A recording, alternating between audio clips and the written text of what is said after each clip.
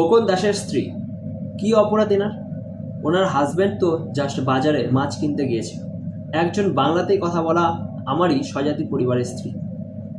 তার চোখের সামনে পেট্রোল ঢেলে জীবন্ত জ্বালিয়ে দেওয়া হলো খোকন দাসকে। জাস্ট ছেড়ে খেলা। বাঙালি হিন্দু হত্যা এখন সেদেশে জামাতি শক্তির কাছে ছেড়ে খেলা। হিটলারের ইহুদি নির্যাতনের থেকেও কয়েক গুণ বেশি ভয়াবহ বাঙালি হিন্দু নির্যাতন পূর্ব পাকিস্তানে।